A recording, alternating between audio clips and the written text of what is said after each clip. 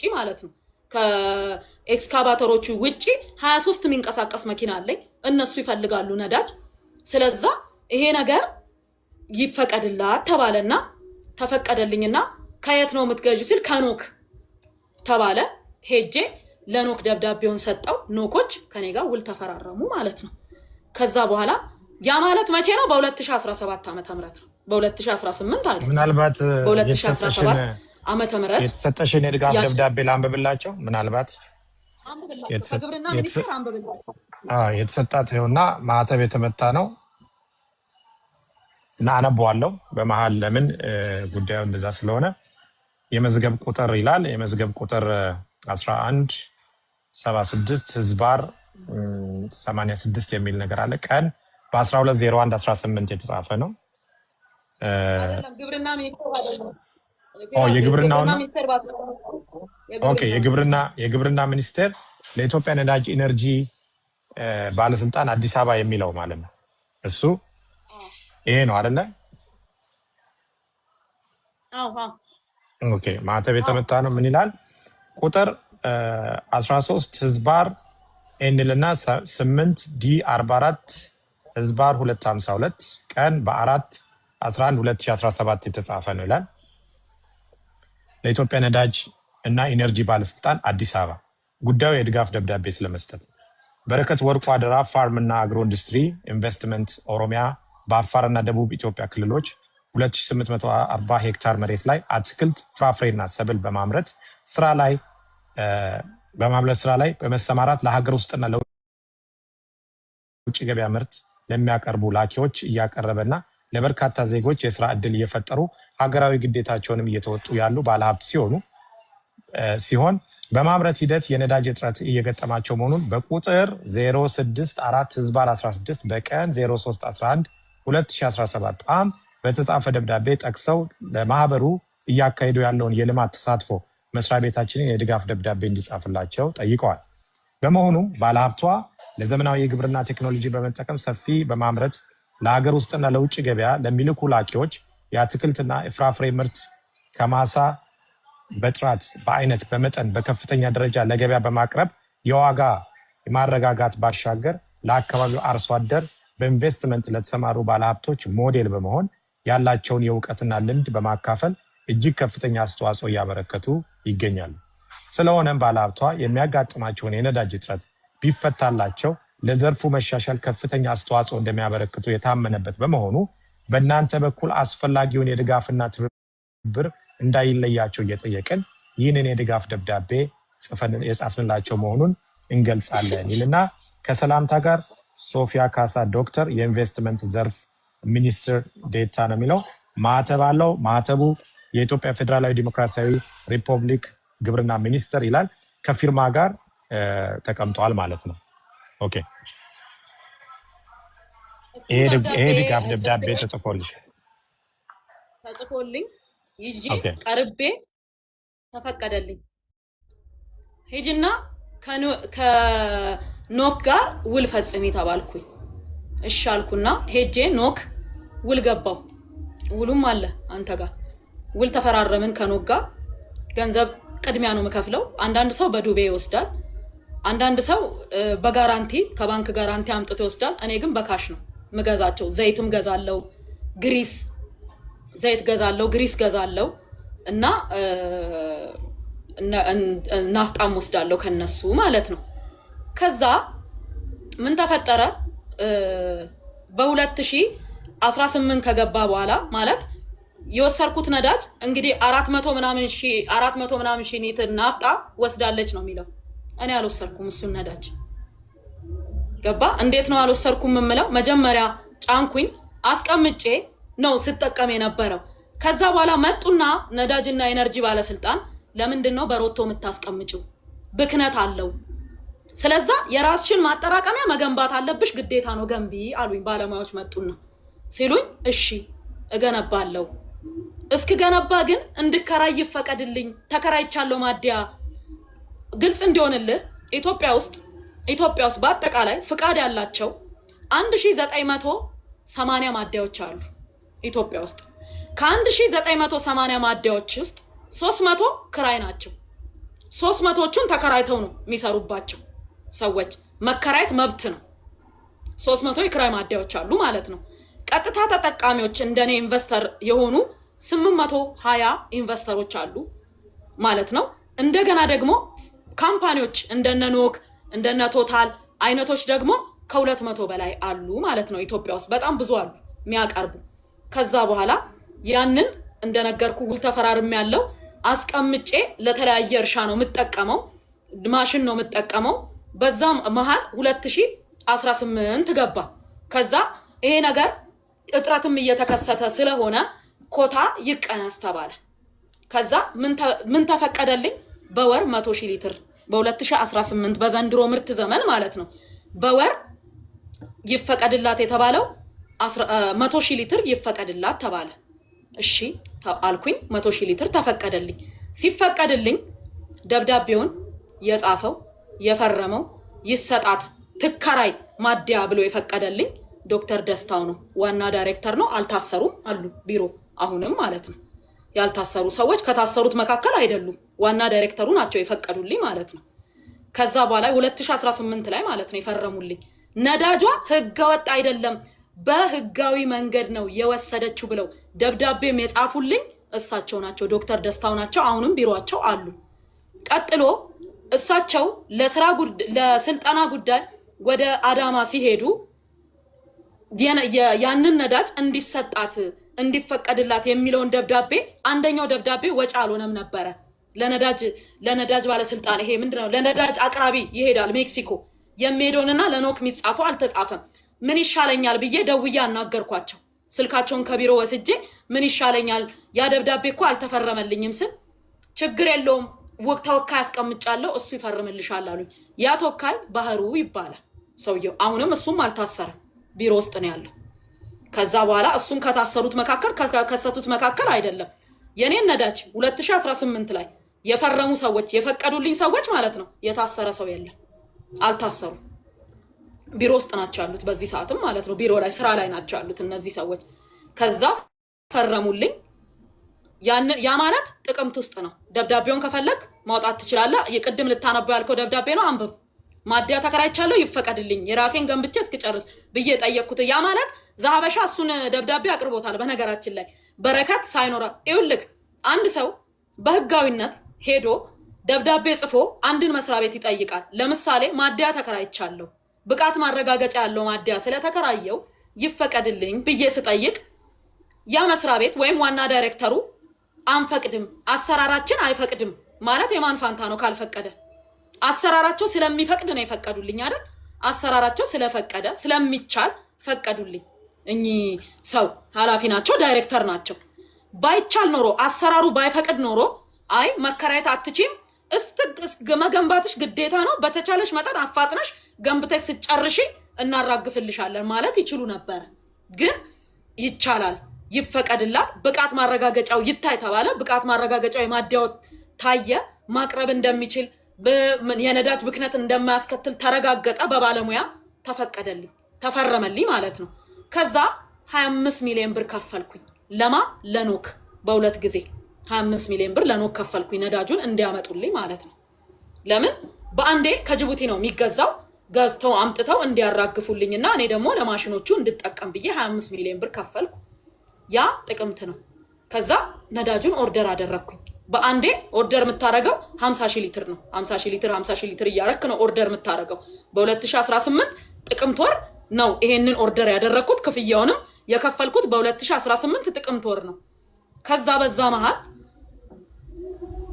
እየጠበቅኩኝ ነዳጁ አልመጣም። የራሱን የቻለ ፕሮሰስ አለው። ፕሮሰስ እየተደረገ ነዳጁ ከጅቡቲ ተጭኖ ሳይመጣ እኔ ህዳር 14 ታሰርኩኝ። ታስሬ እያለ ነዳጁ ከጅቡቲ ወጣ። እኔ እንግዲህ እስር ቤት ነኝ ያለሁት። በ2018 እንደነገርኩ የብጥብጡ የኢራን ጦርነት አልተጀመረም። ምንም አይነት የነዳጅ የጭቅጭቅ የሚባል ነገር ጭራሽ አልተጀመረም። እኔ ነዳጁ ከጅቡቲ ተጭኖ ሲወጣ እስር ቤት ነኝ ያለሁት። አላየሁትም። ቦቲው ቀጥታ አድራሻ ስላለ ቤተሰቦቼም ስላሉ ቀጥታ ሄዶ ዲማ እንዲያራግፍ ነገሩት። ሹፌሩ ቀጥ ብሎ ወደ ዲማ ሄደ ሊያራግፍ። ለኔ እየመጡ ሲጠይቁኝ ምሳ ቁርስ ይዘው ሲመጡ ይነግሩኛል። መኪናው እየመጣ ነው፣ እዚህ ጋር ደርሷል፣ እንዲህ ነው ይሉኛል። እሺ አልኩኝና ሰማውኝ። መኪናው ሄዶ ማጠራቀሚያ ውስጥ አራገፈ ነዳጁን ማለት ነው። ስንት ናፍጣ ነው ያራገፈው መሰለ? ዲስፓቹ አለ። ዲስፓቹን አሁንም ለሰው ማሳየት ትችላለህ። የነዳጅ ዲስፓች አለው። 90 ከተፈቀደልኝ 100,000 ሊትር 50,000 ሊትር ድፍን የሚጭን ቦቴ የለም። 47,000 45,000 እስከ 48,000 አሁን አዲስ የመጡት ቦቴዎች እስከ 49,000 ድረስ የሚጭኑ ቦቴዎች አሉ። እና ይሄ ቦቴ ደረሰ። ሁለት ናቸው ተከታትለው ወጡና ሄደው አራገፉ። ዲስፓቹ እንደሚያሳየው 93,851 ሊትር ናፍጣ ተራገፈ። ለኔ ለእርሻዬ ማለት ነው። ከዛ ቤተሰቦቼ ምን አሉ? ይሄ ናፍጣ መነካት የለበትም፣ ስራው ይቁም። 8 ማሽን አለ ግቢ ውስጥ ማለት ነው እየሰራ ያለ 8 ማሽን ቆሟል። ዶዘር አለ፣ ሎደር አለ፣ ኤክስካቫተር አለ። የሚገርም ዶዘሩና ኤክስካቫተሩ ክራይ ነው። ሎደሩና ትራክተሩ ነው የኔ በክራይ ነው የገቡት ማሽኖቹ። ኤክስካቫተር በሰዓት 4,000 ብር ይከፈለዋል። ዶዘር በሰዓት 4,000 ብር ይከፈለዋል። ሎደሩና ትራክተሮቹ የቀሩት ማሽኖች የራሴ ናቸው። እና ነዳጁ መጥቶ ተራገፈ። ከዛ ንግድ ቢሮ፣ ደህንነት ቢሮ፣ ፖሊስ አንድ ላይ ሆነው ይሄ ነዳጅ ክምችት ነው አሉ። ሄደው እዛ ላሉ ጥበቃዎች ማለት ነው። ክምችት አይደለም የእርሻ ነው። ምክንያቱም በረከት እስር ላይ ስላለች ነዳጁን መጠቀም ስለማትችል ቤተሰቦቿ እንዳይነካ፣ ማንም ሰው እንዳይቀዳ፣ ለማሽኖቹም እንዳይሰጥ፣ በዛ መሃል ስርቆት ሊፈጠር ይችላል ብሎ ስላሉ ቤተሰቦቿ እንዳይነካ ተብሏል ነዳጁ አሏቸው። እንደዛ የሚባል ነገር የለም አሉና ሰበሩት ዲፖን። አንድ ላይ ፍርድ ቤት የዲማ ወረዳ ከፍተኛ ፍርድ ቤት አቅርበው ነዳጁን እንድንወርስ ብለው ጠይቀው ነዳጁን ወረሱት። ዲስፓቹ ህገወጥ ነው አሉ። አስብ። የነዳጅና ኤነርጂ ባለስልጣን ዋና ዳይሬክተር ጽፎልኛል፣ ግብርና ሚኒስቴር ጽፎልኛል። ገንዘቡን ለኖክ ራሴ ነኝ 25 ሚሊዮኑን ራሴ ነኝ ያስገባሁት። ከኔ አካውንት ነው ለኖክ የገባው ገንዘቡ። እያንዳንዱ ነገር ህጋዊና ህጋዊ ነው። ዲስፓቹ ከጅቡቲ ተቆርጦ የመጣ ዲስፓች ነው። ህገወጥ ይሁን ህጋዊ ይሁን መጠየቅ ያለበት ኖክ ነው። ማረጋገጥ የሚችለው ኖክ ነው ይሄንን ጉዳይ ማለት ነው። ከዛ ተጭኖ መጥቷል። ከዛ ተነጋገሩ። እሱንም ሰነድ አንደኛ ፌስቡክ ላይ ሄደው ማየት ይችላሉ። በእኔ ፔጅ ሙሉን ለቅቄዋለሁኝ። ሙሉ ሰነዱን ማለት ነው። ተነጋገሩ፣ ቃለ ጉባኤ ያዙ፣ አወሩ፣ ሰበሩት። ነዳጁን ቀርተው ወሰዱ፣ ሸጡት። እኔ በዛ ሰዓት እስር ቤት ነኝ ያለሁት። የተሸጠው ታሳስ ላይ ነው። ታሳስ እኔ እስር ቤት ነኝ ያለሁት። ነዳጁን የተፈቀደልኝን ያን 100,000 ሊትር ናፍጣ አልወሰርኩት በጭራሽ። እኔ ጋር አልመጣ። በህጋዊ መንገድ የወሰርኩትን መንግስት ፈቅዶልኝ ለእርሻዬ ብሎ የፈቀደልኝን ነዳጅ አልወሰርኩም። እራሳቸው ናቸው እስር ቤት እያለውኝ ሰብረው ገብተው የሸጡት ማለት ነው። ለዛ ደግሞ ማስረጃውን እራሳቸው ቁጭ አድርገዋል። ወርሰን ሸጠናል ብለው ፍርድ ቤት አቅርበው አስወስነው መሸጣቸውን ሰነድ አለኝ። ፌስቡክ ላይ ለቅቄዋለሁ ያንን ሰነድ ማለት ነው። ከዛ በኋላ ሸጠው እነሱ ታሳስ ሸጠውት ማለት ነው። ኦልሞስት የተሸጠው ነዳጁ ወደ 30 ምናምን ሚሊዮን ብር ሸጠው ተካፈሉ ብሩ። ለመንግስትም ገቢ አልተደረገም በነገራችን ላይ የናፍጣው ብር ማለት ነው። ከዛ ለመንግስትም ገቢም አልተደረገም፣ ለማንም አልሰጠም። ወደ 6 ሚሊዮን ብር መንግስት አካውንት ውስጥ አስገብተናል ይላሉ። ይግባ ራሱ ያውቃል የመንግስት አካል። ለገቢዎች አስገብተናል ይላሉ። ያስገቡ አስገቡ እኔ ማቀው ነገር የለም። ግን ነዳጁ ወደ 38 ሚሊዮን አካባቢ ነው የተሸጠው። ያ ነዳጅ ገንዘቡን እርስ በርሳቸው ተካፍለው ነው የወሰዱት። እኔ በዛ ሰዓት እስር ቤት ነኝ ያለሁት። ያየሁት ነገርም የለም። ተፈትቼ ስወጣ ነዳጁ ኦልሬዲ ተሽጧል። የለም ነዳጁ። ቀጥታ ለፌደራል ፖሊስ አመለከትኩኝ። ህጋዊ የሆነ ነዳጅ እንድሰራ መንግስት የፈቀደልኝ ራሴ በገንዘብ የገዛሁት ነዳጅ ተሽጦብኛል ያለ አግባብ፣ ልክ አይደለም ብዬ አመለከትኩኝ። ከዛ በኋላ እያየነው ነው እናይልሻለን፣ ሰነዱን አምጪ አሉኝ። ሰነዱን እንዳለ ሰብስቤ አቀረብኩኝ ለፌደራል ፖሊስ። እሺ ብለው ተቀበሉ። ነገሩን መርምረን እያየነው ያለውን ነገር እንገልጽልሻለን አሉኝ። እሺ አሉኝ። ስልኬንም አልመለሱልኝም። 2 ስልክ አይፎን 15 ፕሮ ማክስ እና 16 ፕሮ ማክስ ስልክ ሰጥቻቸው ነበረ። ያንን ስልክ አልመለሱልኝም። ራሳቸው ጋር ነው የቀረው። ኢቨን ፎረንሲክ ማለት ነው ምርመራዬን ጨርሻለሁ አጠናቅቄያለሁ ሲል ብዙ ጊዜ ስልክ ለምን እንደማይመለስ አላውቅም። አንዳንዴ ይመለሳል፣ አንዳንዴ አይመለስም። የኔ ግን አልተመለሰም በአጋጣሚ ማለት ነው። መርማሪዎች እጅ ነው ያለው። ከዛ እንግዲህ እንዳየሁት ከሆነ ማለት ነው አንደኛ እኔ እንድሰራ አልተፈለገም። ክሱ ላይ አይተህ ከሆነ በረከት ነዳጁን የሸጠችው ለወርቅ አቅራቢ ወይም ለወርቅ አምራች ድርጅት ነው ነዳጁን የሸጠችው ይላል ክሱ ማለት ነው። በመጀመሪያ ደረጃ ራሴ ወርቅ አምራች ነኝ። እዛው እርሻ ከምሰራበት ቀበሌ ውስጥ ማለት ነው። በረከት እርሻ እየሰራሽ ነው፣ ገቢው የገፍሽ ነው፣ ለምን ወድንም አትገቢም፣ ለምን ለብሔራዊ ባንክ አታቀርቢም ብለው የማዕድንን ቦታ ስለሰጡኝ ማዕድን ማምረት ጀምሬያለሁ። ገና ዘንድሮ ነው በ2018 ማለት ነው። ለራሴ እፈልጓለሁ፣ ለራሴ አይበቃኝም። ነዳጅ ማለት 1,000፣ 10,000፣ 100,000 ሲባል ትልቅ ይመስላል። ትልልቅ የሄቪ ዲዩቲ ማሽኖችን ታንቀሳቅስ ግን ማለት ነው ያ ማለት ምንም ማለት አይደለም። ያ ነዳጅ ማለት ነው። እና ያ ነዳጅ ሳይሰጠኝ እርሻ ስራ አቁሙ ብላቴ ማለት ነው በነዳጅ እጥረት ምክንያት ቲማቲም ከጥቅም ውጪ፣ ፓፓዬ ከጥቅም ውጪ፣ ምን የመሳሰለ አትክልት ከጥቅም ውጪ ሆኖብን ማለት ነው ብዙ ነገር ተበላሽቶብኝ እንግዲህ እኔ ለምን እንዳልሰራ እንደተፈለገ አላውቅም። ወይ ደግሞ ምናልባት በረከት ታዋቂ